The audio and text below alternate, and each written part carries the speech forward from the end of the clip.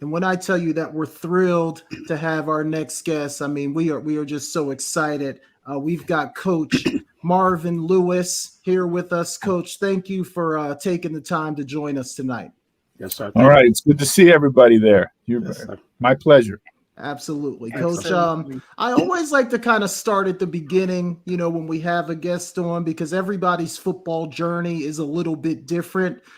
So for you, what kind of got you interested in football? How did it start for you? And then how did you know you wanted to be a football coach? Well, literally, Jason, uh, I don't know, for as far as I can remember, that's literally probably all I really wanted to do. And I know when I came to the realization of that, probably during my third year of college or so, and then basically set all my sights on that. And that's what I wanted to do. It was important to me. Um, and I just always had a love for the game of football. I think I was fortunate at a young age that I had people that coached me when I started playing in midget football and then later on in high school and so forth. That were good men, and they taught you the right way. They didn't curse. It was just different, Yeah. and I learned the right way, the right thing, and then went on to college and so forth. And literally through that, that's what I wanted to do.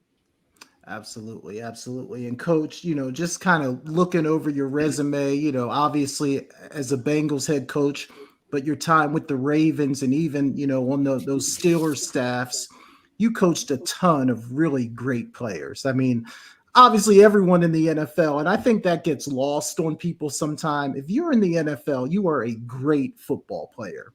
But there are some things that even the elite kind of separate themselves from the pack, and you coach some of those guys in your career. Is there a common thread between like the best of the best that you see? Is it their work ethic, competitiveness? Is there some common thread that sort of separates the elite from the really great players in the NFL? Yeah, I think 100%. I think the one thing you didn't mention is they're the smartest. Yeah. They have great work ethic. They have extreme, generally athleticism, but they're smart. They can retain. They can change. They can adjust, and they have that inner drive. Yeah. And you're right. I've been around a number of Hall of Fame guys who've made it to the Hall of Fame now, and I would say they all have that intrinsic value inside them that way. And they're so doggone smart. People don't give football players enough credit for how smart you got to be a great player and achieve high level. You have to be smart because, we change week to week. We change quarter to quarter, series to series at times. Yes, sir. And you got to be able to adjust, whether it's offense, defense, special teams. So you got to be able to adjust during the flow of the game, flow of the week, etc.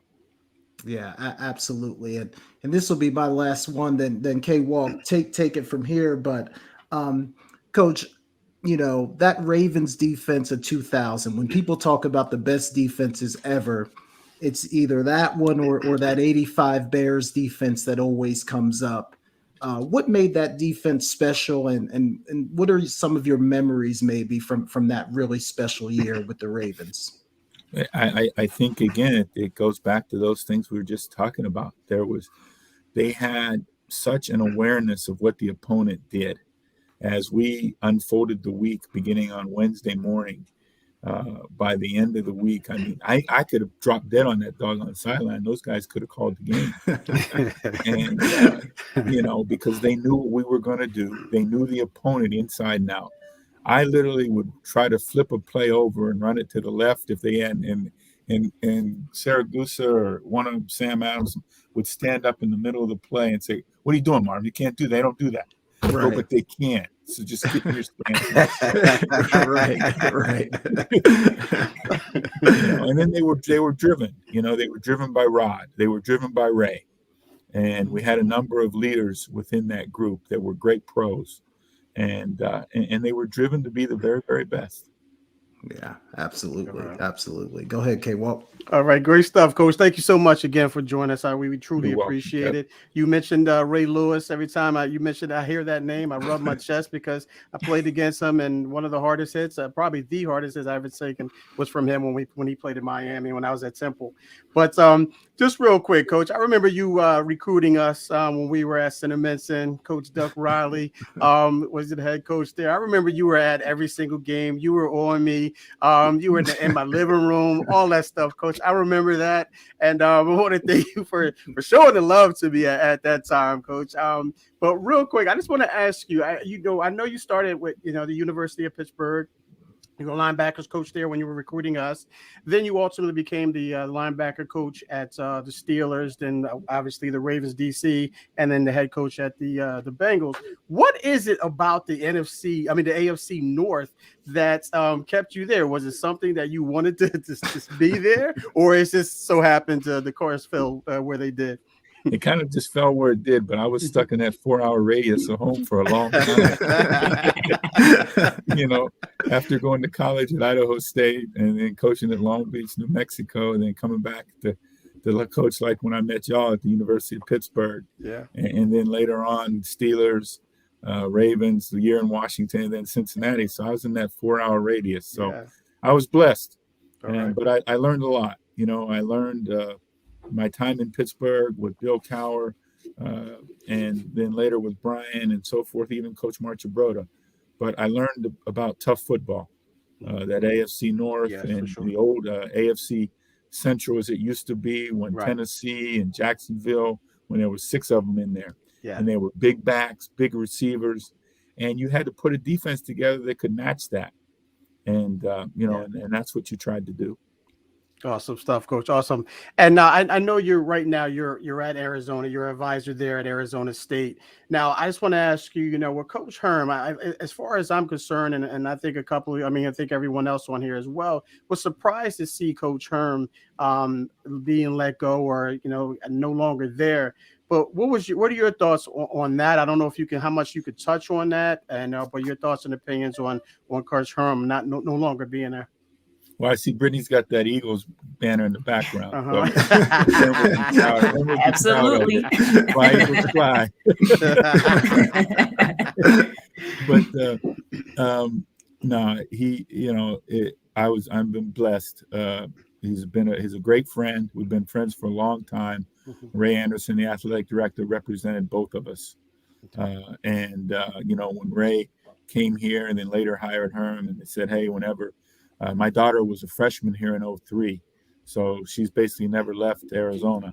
And so we have 3 grandsons that they're 12 minutes away. Nice. And just make me smile. Nice. Every time I get a chance to go by there or they come to our house or whatever we're doing. So, but it was been a tough year for Coach, for Herm. It's a tough decision on Ray, being as friends as they were as well. And but sometimes this happens in this doggone sport and this business. Yeah. They say, bro, ain't but 2 kinds of coaches: those that have been and those that will be. That's right. and that's kind of a great segue for me too, Coach, because my next question and my last, but as well, is Jeff Saturday, the coach. Obviously let go Frank Reich, and then Jeff Saturday, who was an analyst at ESPN, out of nowhere became the head coach there. What do you say about that? I know there's a lot of rumblings around that a lot of coaches got passed over, not just from the outside, but a lot from the inside as well. But your thoughts and opinions on that? Yeah, I think first off, you're right. There's some people inside the building that got passed over, and I'm sure there's reasoning by Jim Irsay for that, but. Because a lot of times, maybe in his mind, let's see what happens. I don't know what quiet conversations they were having prior to, right? It might have been a little pillow talk or something. I don't know. But, Jeff Saturday, a very smart guy. Yeah. In fact, started with us with the Ravens as a college free agent, and then latched on at the Colts. But organization, so forth, a new life in the building, whatever it may be, sometimes is that spark what you need. Yeah. And I think that's important. I think when you sit in that seat, it's a long season. You got to reinvent yourself 3-4 times a season. No Yes, question sir. about that. Yes, sir.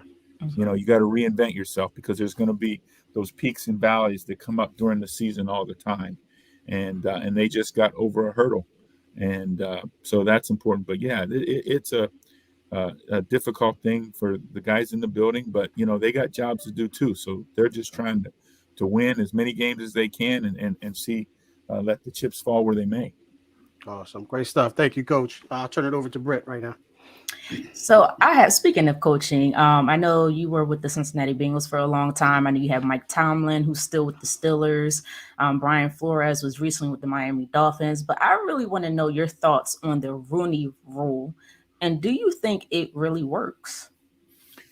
Brian, I think what the Rooney Rule did initially, in the case of Pittsburgh, because when Bill stepped aside, they had Russ Grimm on the staff. Ken Wisenhunt, I believe, was still on the staff. Bruce Arians was on the staff, I want to say. So they had some people in the building that everybody thought, boom, this is going to be the next guy. And through the Rooney Rule, ironically, the Rooney family took a deeper dive and they found Mike T. Yeah. And maybe that wouldn't have happened without that way. Now, having been there, know the Rooneys, love the Rooneys, know color's not an issue for them. But, but it did, in this case, it worked. I think it does work. I think something like this is needed, yes, 100%, to make people take that deeper dive, to look further and see who is available and what are their qualities. Not just what people, what happens with television is they put these names out there, they float these names, they don't have any substance to these names. Who's really coaching? Who's doing this? And they do the popular choice, and the guy that maybe gave them a little tidbit of insight, now they're going to try to float them something, and the guy that's coaching his tail off every day but got no time but to coach his tail off, he doesn't get that same look that way. Wow. But speaking of coaching, would you ever like to return to coaching in the NFL? Because Coach Marvin Lewis, come on now. You were a great coach. We miss you. Can you come back? Are you willing to come back? I miss actual coaching. I really do. I mean, it's tough in my position here when you're not literally allowed to be a coach on the field, a coach in the room that way. And my job is to try to help mentor and help coach the coaches, help mentor these players and give opinion and so forth. But I do miss coaching. That's the essence of it. It's in our blood. It's hard to step away from it. After the 16 seasons in Cincinnati, frankly, when January rolled around mid-January, I was wore out. Wow. And I needed just to take a step back. And I did the little television with the AAF and did a run through ESPN and CBS and NFL Network and everything to figure out what I wanted to do. And I figured out, Brittany, I miss coaching. And that's the thing. So. Hey, this is what I'll say. I know we have a decent team in Philadelphia, but will you be willing to help us on the defensive side of the ball? Just saying. Well, they were a little frustrated last night. I could see Coach Nick's face, man. Believe me, I've been there. And then, Coach, my last question for you, because you were a big time coach. I was always a huge fan. Although I wasn't a Bengals fan, I was always a huge fan of yours. What teams, about 2 or 3, do you think are contenders this year? Well, I literally think that number one, I think the Cowboys. I know y'all don't want to hear it over in Philly, but I think they've got a defensive group. I think they've got a quarterback. They've got a couple of backs. They got to get the passing game in line. I think that's number one. Obviously, Kansas City. I mean, they just keep rolling, and and I like Buffalo. I think Miami's had a great start. Now is the time. The time in the NFL, November, December, and we're almost through November now. And but you gotta now. These 6 weeks are what makes or break you, right here, right now. And they get a little cold outside, and if things ain't going right, they start looking at the door, looking for the key. and like we said, you got to reinvent. You got to keep finding a way to keep pushing the buttons, keep finding that spark. But that's probably, what I see. I think the 49ers have done a lot of good things, and the Cardinals out here trying to right their ship. A lot of teams right now. In fact, one of the coaches just was in here. I said, there's going to be some teams that are fit 500 or so, right around there. Somebody's going to get hot and make a run. And some of these teams are 6'2", 7'3" right now. They're going to fall the other way. And you just got to be in the right end of those. Right. Absolutely. Yeah. Absolutely.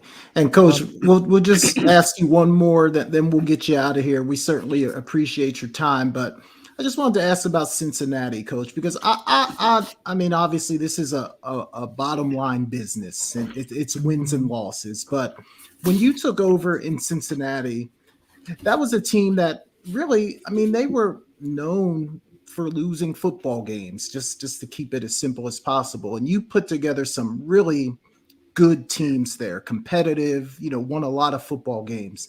And, yes, the Super Bowl didn't come. Maybe the playoff wins didn't stack up like you would have hoped. But do you ever sit back, now that you're away from it a little bit and say, you know what, we did a pretty darn good job in Cincinnati? Do you ever reflect on that at all, Coach? Well, I don't, look back very much, but I know one thing: we left it better than we found it. Right. There you go. That's right. And I was blessed with a lot of great coaches. I was blessed with a lot of fine players, and I think today they're better men than they were when they started. And I think that's the key element. We taught them how to be fathers, how to be teammates, and do all the right, be husbands and so forth. Because I think it's the total package.